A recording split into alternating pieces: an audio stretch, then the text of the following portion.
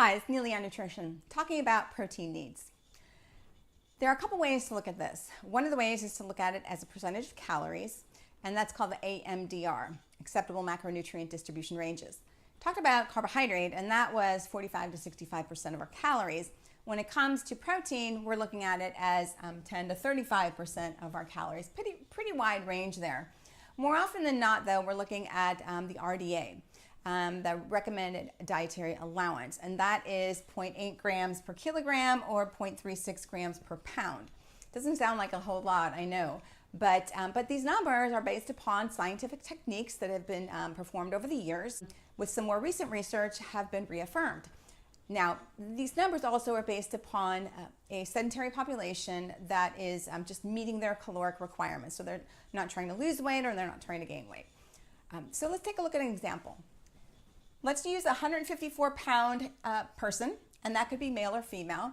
We're going to divide by 2.2 because there's 2.2 kilos per pound, and we get 70 kilos times 0.8 grams per kilogram, and we get 56 grams of protein per day would meet this person's protein requirements. Well, how much is 56 grams? Well, I'll give you an idea, and I'll try to make it simple.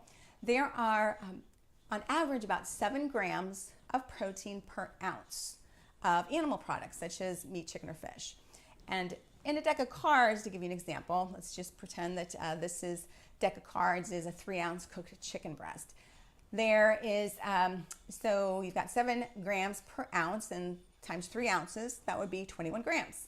So if you eat 2 chicken breasts a day, you'd be getting 42 grams of high quality protein. And so 42 grams right there, and then let's just say that you had an 8-ounce glass of milk. There's 8 grams in that 8 ounces. You're at 50 already, and then you've got a couple of grams per serving of vegetable and a couple of grams per serving of grains. So you're easily meeting your 56 grams of protein per day. And as a matter of fact, most people, men and women, exceed their protein needs, most. And we'll talk about some special population in a moment. But I'm going to erase the board and come back and give you some additional information.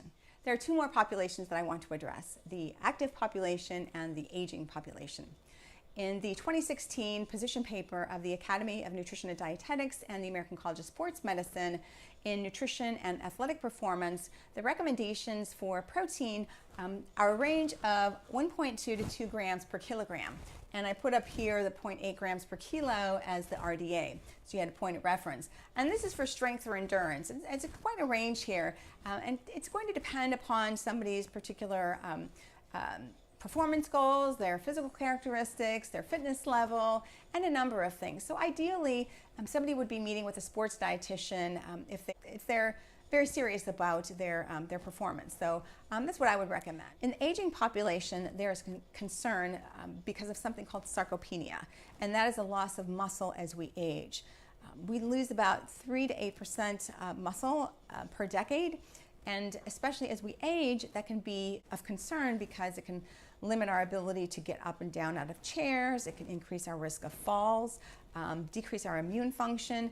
So increased protein needs have been recommended by some consensus statement as well as some expert opinion articles. And that recommendation is 1 to 1.5 grams per kilo. And again, a reminder about the RDA of 0.8 grams per kilo. So more for aging adults. So if you know somebody, perhaps an aging parent that might not be getting their protein, and if they're eating, you encourage them to eat the protein first on their plate versus the bowl of soup that's going to fill them up and not give them a whole lot of nutrition. Anyway, there's a little bit of information that hopefully helps you, whether it's a percentage of calories or gram per kilogram. If you have any questions, please leave them in the comments below, and I'll try to address them. Thanks for watching Neely on Nutrition, and we'll see you tomorrow in tomorrow's video. Thanks for watching.